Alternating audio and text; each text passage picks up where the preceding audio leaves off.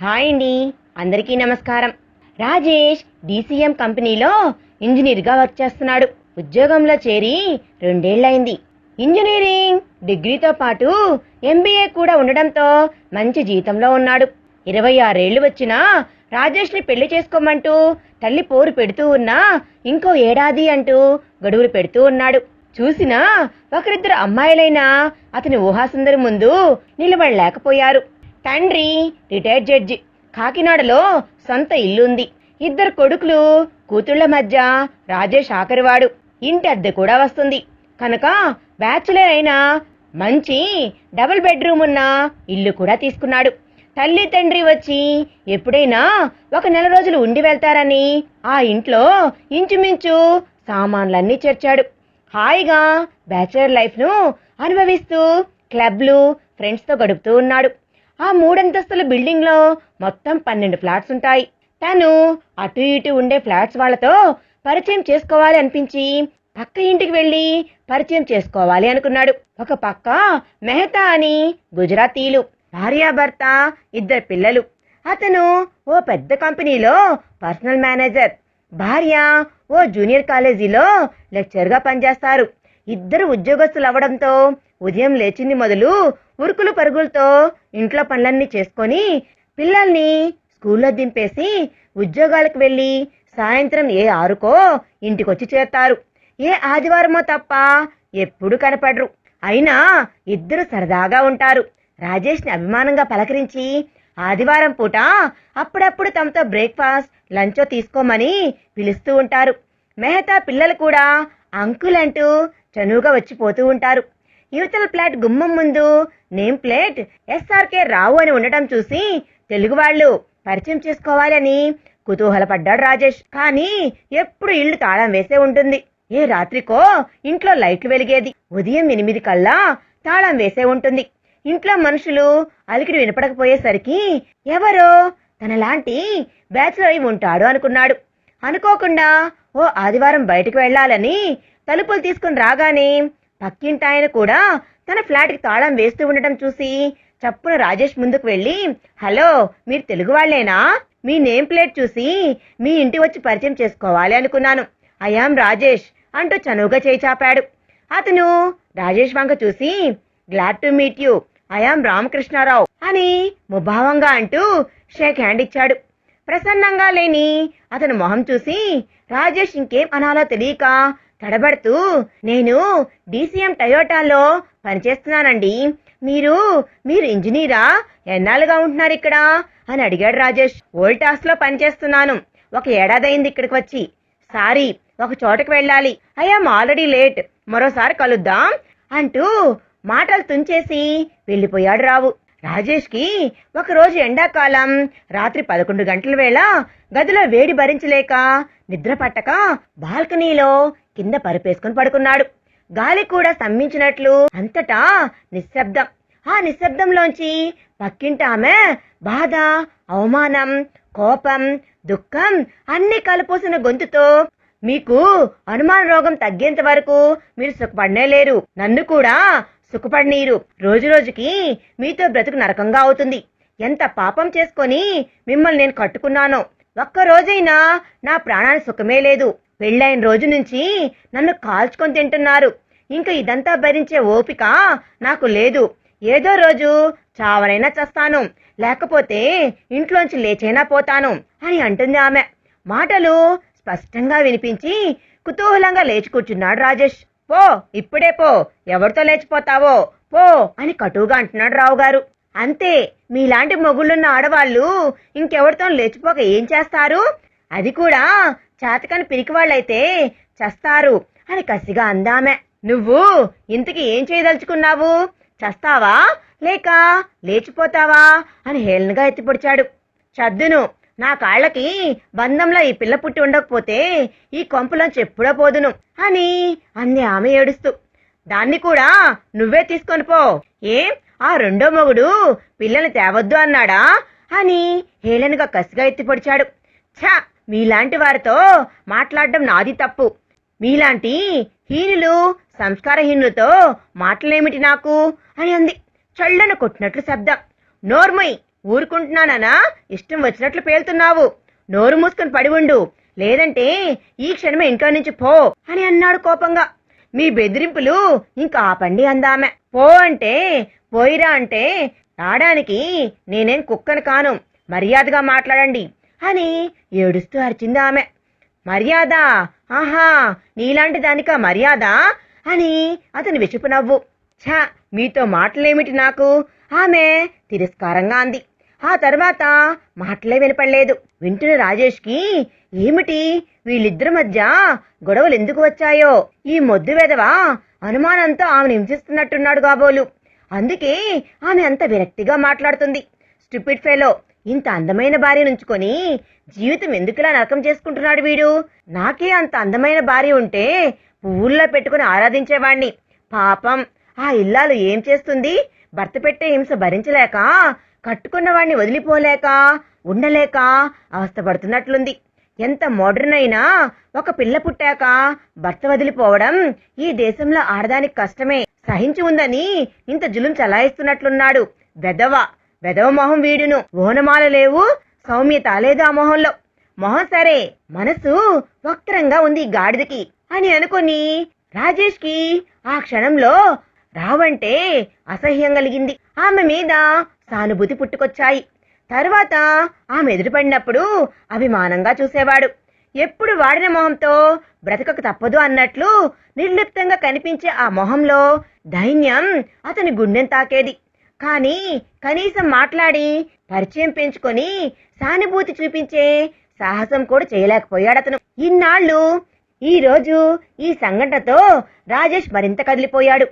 Rascal గాడు వెధవని నలుగురిలో నిలబెట్టి మొహం మార్చాలి. భార్యని ఇలా ట్రీట్ చేస్తున్నందుకు నలుగురిలో నిలబెట్టి చెప్పించుకొని కొట్టాలి. రాత్రి ఇలా తన ఇంట్లో వచ్చి పడుకున్నందుకు మరో సీన్ ని సృష్టించడు కదా వీడు అని ఆలోచనల మధ్యలో నిద్ర పట్టక ఏ తెల్లవారుజామునో కళ్ళు మూతలు పడ్డాయి రాజేష్కి. నాకు ఇంకో సహాయం కూడా చేసి పెట్టాలి మీరు అంటూ చేతుకున్న బంగారు గాజుల్లో ఒక గాజును తీసి, ఇది కాస్త అమ్మి పెట్రా, నాకు మా ఊరి వరకు ఒక సెకండ్ క్లాస్ టికెట్ ని తెచ్చిపెట్టండి ప్లీజ్. ఈ ఊర్లో ఇంకెవ్వరు తెలిసిన వారు లేరు. నాకు నన్ను ఆదుకొని ఆశ్రయం ఇచ్చిన వారు. నాకు ఈ సహాయం ఒక్కటి చేసి పెట్టాలి అని ఆమె గొంతు క్రమంగా అర్థమైంది. రాజేష్ కంగారు పడ్డాడు. ఏమిటి, మీరు ఊరెళ్ళిపోతే ఇంకా ఆయనతో గాబరాగా అన్నాడు. ఇది అతను ఎదురు చూసిన మలుపు అన్నాడు. అవునండి, ఇంకా ఆయనతో కాపురం నా వల్ల కాదు. నిన్న నా సహనం శాంతం ఆఖరి మెట్టుకు చేరాయి. ఇన్నాళ్ళు లోకం కోసం కలిసి బతికాను, పరువు కోసం పాకులాడి కాపురం చేశాను. నన్ను ఎంత హీనంగా ట్రీట్ చేసినా నలుగురు ఏమంటారోనని నోరు నొక్కుకున్నాను. ఇప్పుడింక నా పరువు బజారున పడిపోయింది. గుప్పెడు తెరిచే వరకే గుట్టు. ఇప్పుడు ఇంక నేనెవరికీ భయపడి ఈ మనిషితో ఎలా కాపురం చేయాలి రాజేష్ గారు? మీకు తెలీదు. ఈ 2 ఏళ్లుగా నేనెంత నరకం అనుభవించానో. కన్నవారికి కూడా చెప్పుకోకుండా అన్ని సహించాను నేను అని ఆమె కళ్ళు వర్షించడం మొదలుపెట్టాయి. ఆ క్షణంలో రాజేష్ ఆమెకి ఆప్తుడిలా కనిపించాడు. అతని ముందు మనసు విప్పి చెప్పుకోవడానికి ఆమెకు సిగ్గు అనిపించలేదు. నిన్న రాత్రి నేను అనుభవించిన అవమానం, హింస మీకు తెలియదండి. నన్నిలా కుక్కను తరిమినట్లు అర్ధరాత్రి ఇంట్లో నుంచి గెంటేసి ఆ మనిషి, మనిషే కాదు ఆ మృగంతో ఇంకా కాపురమా? ఆవేశం బుసలు కొట్టింది ఆమె గొంతులో. ప్లీజ్, కట్టుబట్టలతో ఉన్నాను, చేతిలో దమ్మిడి కూడా లేదు, నాకింతకంటే గత్యంతరం కూడా లేదు. ఈ గాజు అమ్మి టిక్కెట్లు తెచ్చిపెడితే మీకు నేను రుణపడి ఉంటాను అని వణికే గొంతుతో అంది ఆమె. అబ్బెబ్బే, బంగారం అమ్మడం ఎందుకండి, టిక్కెట్లో డబ్బులు నేనిస్తాను. అది కాదండి అసలు పాయింట్. మీరలా కట్టుగుడ్డలతో ఇంట్లో నుంచి వెళ్ళడం ఏంటి? మీరు ఆయన భార్య, ఆ ఇంట్లో మీకు కూడా సర్వ హక్కులు ఉన్నాయి. ఇలా దొంగతనంగా పారిపోవాల్సిన కర్మ ఎందుకు మీకు? ఈ ఇంట్లో నుంచి పొమ్మనే హక్కు ఆయనకి లేదు. పొమ్మంటే మీకు పాపకి మెయింటెనెన్స్ అది ఇచ్చే ఏర్పాటు చెయ్యాలి. పొమ్మనడం అంత సులువు అనుకుంటున్నారా? నలుగురిని పిలవండి, అతను చేసిన పని చెప్పండి, ఏమంటారో చూడండి. మిమ్మల్ని ఇలా హింసించినందుకు నిన్న రాత్రి ఆయన ప్రవర్తనకి సంజాయిషి ఇవ్వమని చెప్పండి అని ఆవేశంగా తీవ్రంగా అన్నాడు రాజేష్. రాజేష్ గారు, భార్యగా నా హక్కులు నాకు తెలుసు. కానీ నలుగురిని పిలిచి అందరి ముందు సంజాయిషీలు చెప్పించుకోవడం అనవసరం. ఆయనతో కాపురం చేసే ఉద్దేశం ఉన్నప్పుడు అదంతా అవసరం. చెప్పాను కదండి నిన్నటితో ఆ సహనం ఆఖరి మెట్టుకు వచ్చింది అని. ఇంకా నేను ఆ ఇంట్లో ఉండి అవమాన పాలు కాలేను. నా భవిష్యత్ ఏమైనా సరే ఎలాంటి పరిస్థితి అయినా ఎదుర్కోవాలనే నిర్ణయించుకొని వెళ్తున్నాను. నా నిర్ణయం సరైనది కాకపోవచ్చు. ఇటు అటు అందరూ దీనిని సమర్థించరని నాకు తెలుసండి. వాదా ప్రతివాదాలు ప్రతిఘటనలు ఎట్లా ఎదుర్కోవాలో కూడా నాకు తెలుసు. రేపు ఆ భవిష్యత్తు పూల బాటలా ఉండదు. ఎన్నో ఇబ్బందులు నేను ఎదుర్కోవాల్సి వస్తుంది. అందుకే ఈ భయాలతోనే ఇన్నాళ్ళు ఆయన జులుమునే సహించాను. కానీ ఈ హీనస్థితి అవమానాల కంటే ఆ బ్రతుకు ఎదుర్కోవడం నయమో అనిపించింది.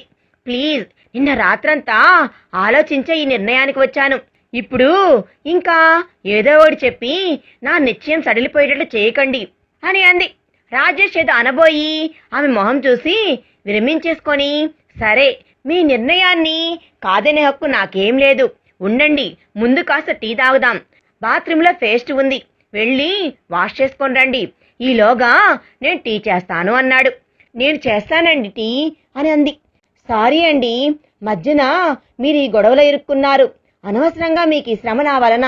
మీ మనసు కూడా పాడైంది కదా ఈ సెలవు పూట అని మొహమాటంగా నొచ్చుకుంటూ అంది అర్చన.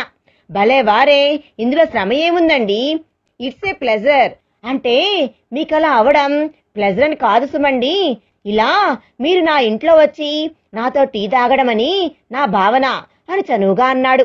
పక్కన ఉన్న ఇన్నాళ్లుగా ఎన్నోసార్లు మీ ఇంటికి రావాలని మీతో పరిచయం పెంచుకోవాలి అనుకున్నాను.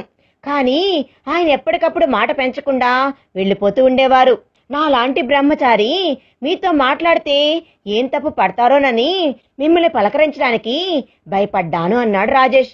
ఆయనకి స్నేహితులు, పరిచయాలు, మాటలు ఇవేం అక్కర్లేదండి. అంతా సజావైన మనిషి అయితే కాదు. ఈ ఏడుపు ఎందుకు, జస్ట్ ఏ మినిట్. పాప లేచిందంటే బాత్రూంకి వెళ్ళనివ్వదు అంటూ బాత్రూంలోకి వెళ్ళింది.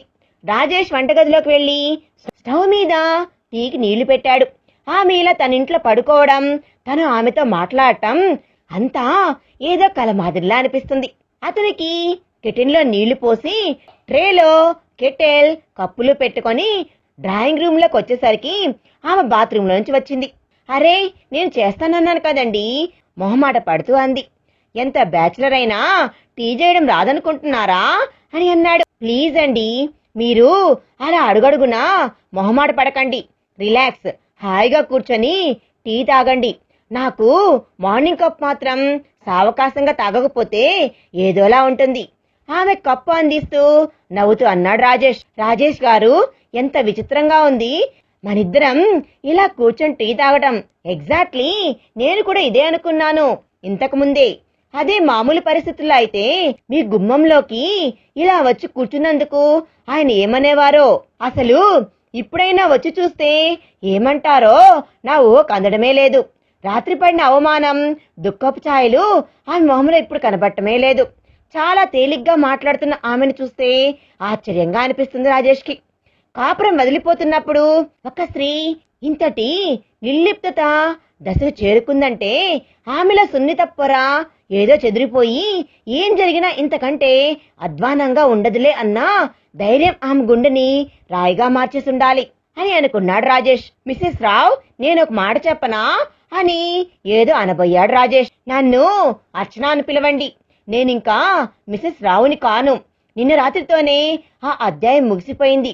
చెప్పండి, మీరేం చెప్పదలిచారో అని సూటిగా అంది. ఆహా, ఏమీ లేదు. మీరు వెళ్ళిపోవాలని ఆల్రెడీ నిర్ణయించుకున్నారు. అంతా బాగానే ఉంది. కానీ వెళ్లే ముందు ఒకసారి ఆయనతో స్పష్టంగా చెప్పేసి వెళ్ళిపోవచ్చు కదా. ఆయన ఏమంటారో విని మీరు వెళ్ళొచ్చు కదా. ఆయనతో స్పష్టంగా ఇలా ట్రీట్మెంట్ కారణంగా ఆయనతో కలిసి ఇంకా బ్రతకలేను అని కోర్టు ద్వారా విడాకులు తీసుకుందామని చెప్పి మీరు వెళ్ళొచ్చు కదా. అలా అయితే బ్లేమ్ మీ మీద ఉండదు. రేపు మీ వాళ్ళు మీరు ఇలా తెగతెంపులు చేసుకుని వచ్చే ముందు చెప్పకుండా వచ్చేశారంటే మిమ్మల్ని తప్పు పట్టొచ్చు. అర్ధరాత్రి భార్యని ఇంట్లో నుంచి తరిమేసిన భర్త కాళ్ళు ఇంకా పట్టుకోమనేనా మీరు అంటున్నారు అని ఆవేశంగా అంది అర్చన. చాచా, మీరు నన్ను తప్పుగా అర్థం చేసుకుంటున్నారండి. నా ఉద్దేశం మీరిలా ఇక్కడ దాక్కుని దొంగతనంగా వెళ్ళడం ఎందుకు అని. ధైర్యంగా ఆయనతో తెగేసి చెప్పి మీ బట్టలు అవి సర్దుకొని బయటకు వచ్చేయండి. నీ ప్రవర్తనతో నా సహనం ఆఖరి మెట్టుకు వచ్చింది. నేను మా ఇంటికి వెళ్ళి మా పెద్దలతో మాట్లాడి ఏం చేయదలిచింది అనేది నా నిర్ణయం తెలియపరుస్తాను అని ఖచ్చితంగా చెప్పండి అని అన్నాడు. అర్చన ఆలోచనలో పడ్డట్టు ఒక్క నిమిషం ఊరుకుంది. నేను ఇంట్లో నుంచి వెళ్ళిపోతానంటే ఆయన ఒప్పుకోపోతే ఇలా మీ ఇంట్లో ఉన్నాను అని నన్ను కొట్టి తిట్టి ఇంట్లో నుంచి వెళ్ళనీయకపోతే ఏం చెయ్యాలి నేను? ఆ మనిషి దేనికన్నా సిద్ధపడతాడు. పెళ్ళాం ఇంట్లో నుంచి లేచిపోతే అవమానమని నన్ను గడప దాటనీయకుండా కట్టడి చేసి ఇంకా హింసిస్తే అని భయంగా అంది. నిన్న రాత్రి ఇంట్లో నుంచి గెంటేసిన మనిషి ఇంతవరకు మీరేమయ్యారో పట్టించుకోని మనిషికి ఇంకా మీ మీద ఏం హక్కుందని ఇంట్లో నుంచి వెళ్ళనీయడు? అలా జరిగితే నేనున్నాను మీకు అండగా. నలుగురిని పిలిచి అతను అసలు రంగు బయట పెడతాను. అందరం కలిసి దాడి చేస్తే ఇంకేం చేస్తాడతను? ఇంకా ఏదన్నా హింసకు దిగితే పోలీసులు కంప్లైంట్ ఇవ్వచ్చు మనం అని ఆవేశంగా అన్నాడు రాజేష్. అసలు మీరు భయపడకుండా తెగించి ధైర్యంగా వెళ్ళి ఎదుర్కోండి.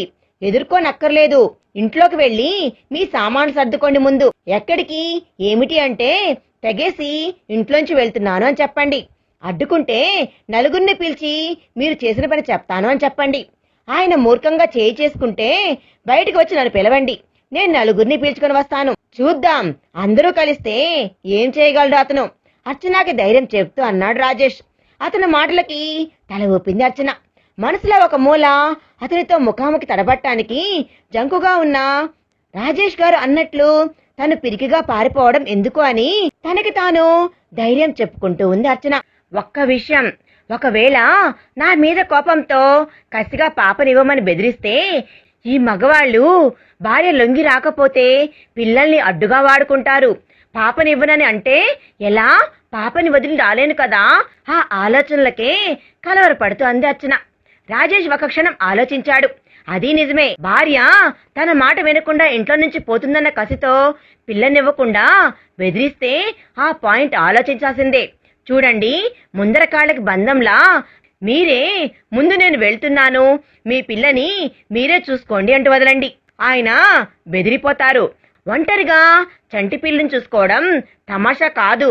పోతే పోని కూతుర్ని కూడా తీసుకుపో అనకపోతే చూడండి, ఒకవేళ అలా అనకపోతే చంటి పిల్లని తల్లి నుంచి తీసుకొని ఇవ్వడం లేదని మనం పోలీస్ కంప్లైంట్ ఇవ్వచ్చు. అంత దాకా రాదని నా నమ్మకం. మనం ముందే ఇక్కడ కూర్చొని అన్ని ఊహించుకోవడం ఎందుకు? ముందు వెళ్ళండి అక్కడికి, అక్కడ ఏం జరుగుద్దో చూద్దాం. ఆమెకి ధైర్యం చెప్తూ ప్రోత్సహించాడు రాజేష్. రాజేష్ గారు, ఈ రోజు మీరు లేకపోతే నేనేమయ్యేదాన్ని కదా.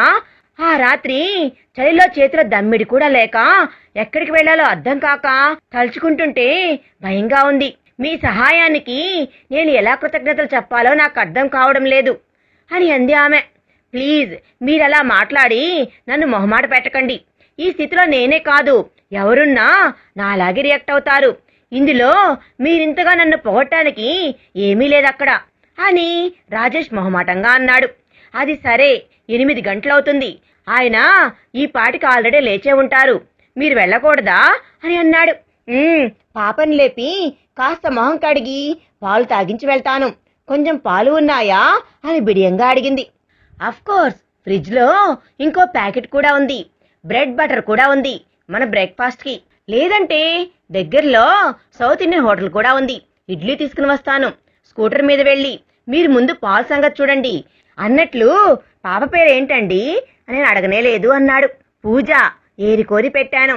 దాని వెనక ఎంత గొడవ అని నసుకుతూ అంది. భలే గమ్మత్తుగా ఉందండి, అర్చనా పూజ. ఇంత చక్కగా కలిశాయి మీ ఇద్దరి పేర్లు. పాపకి సంవత్సరం నిండిందా అని అన్నాడు.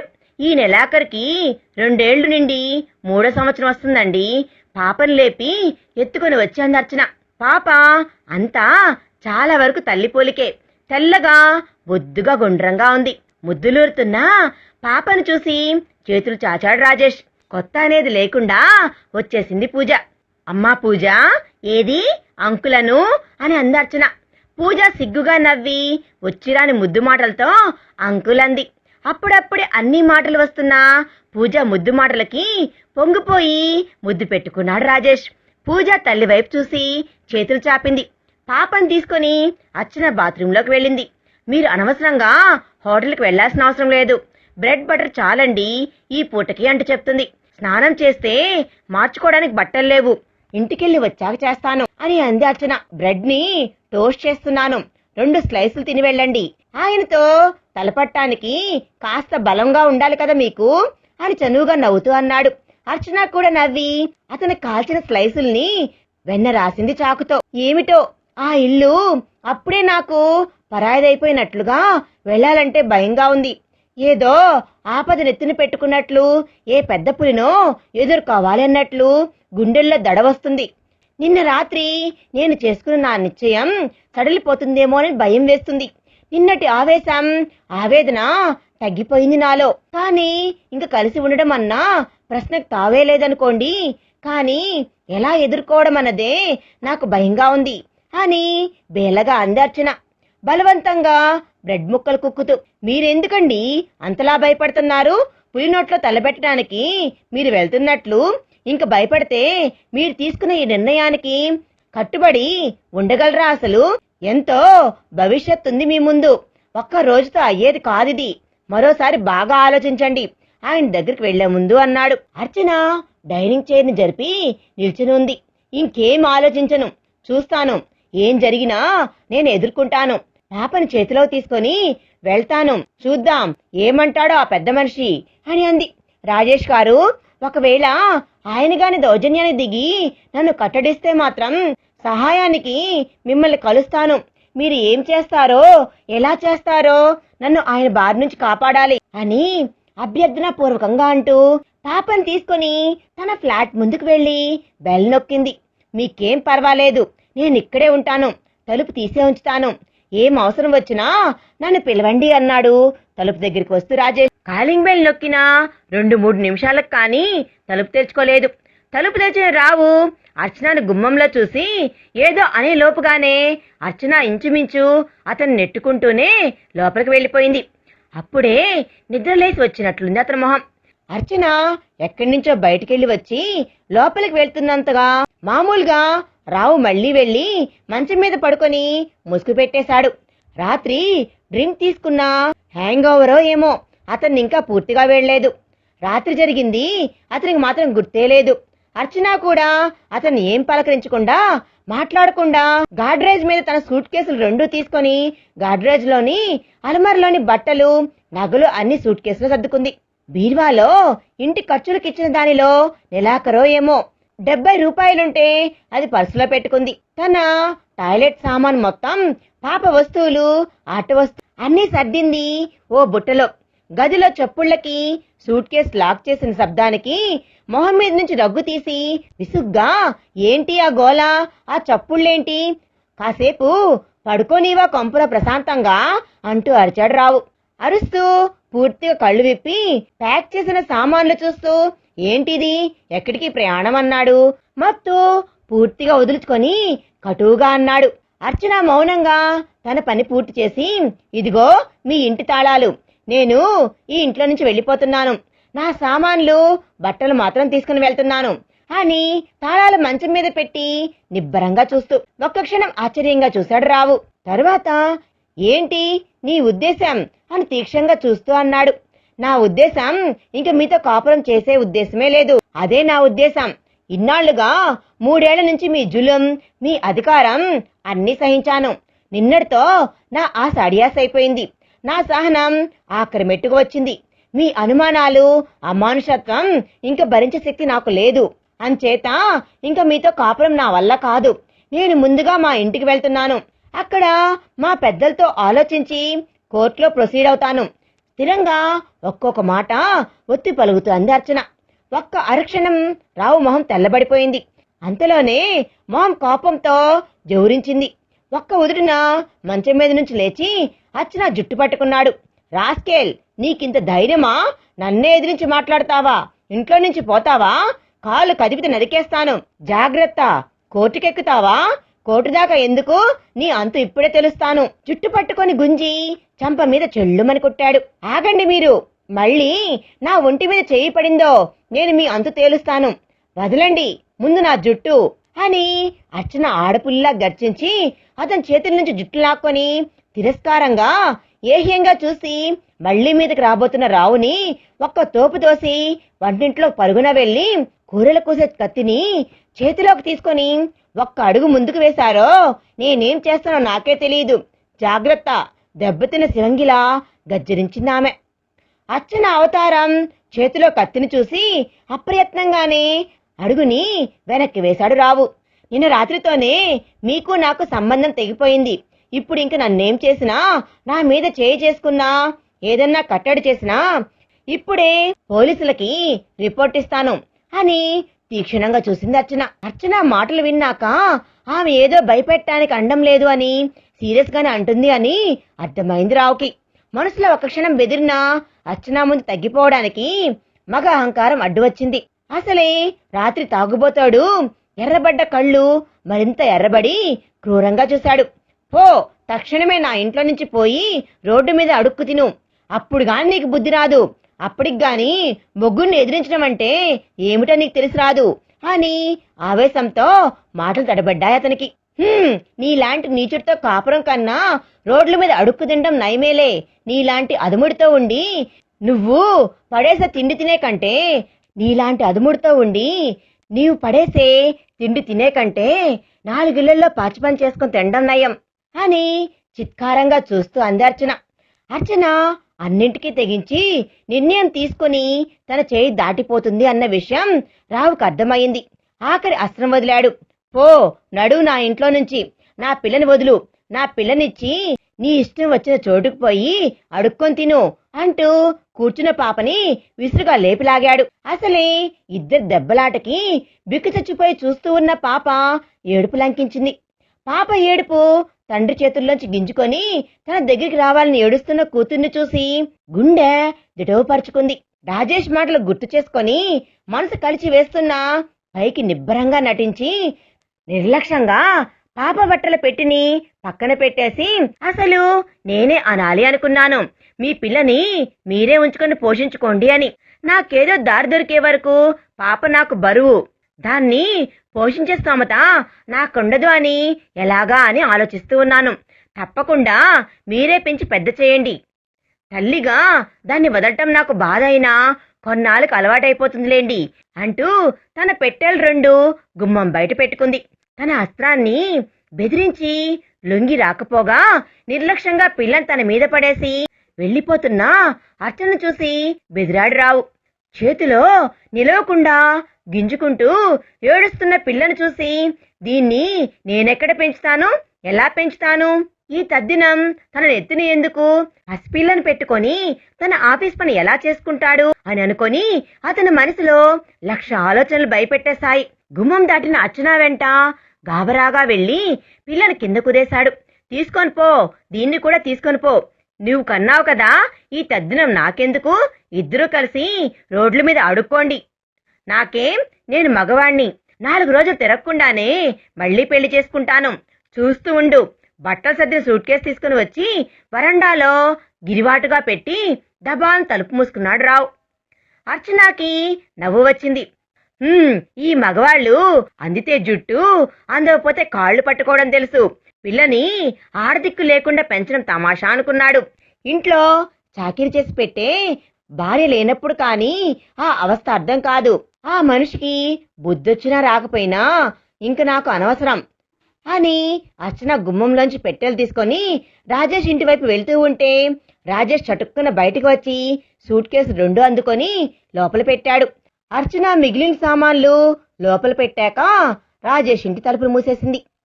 మరి తర్వాత ఏం జరిగింది అనేది మనం నెక్స్ట్ పార్ట్లో తెలుసుకుందాం. ఈ వీడియో మీకు నచ్చినట్లయితే ప్లీజ్ లైక్ చేయండి. మీ విలువైన అభిప్రాయాన్ని కామెంట్ రూపంలో తప్పకుండా తెలియజేయండి. కొత్తవారు మన ఛానల్ చూస్తుంటే ప్లీజ్ సబ్స్క్రైబ్ చేసుకోండి. Thanks for watching.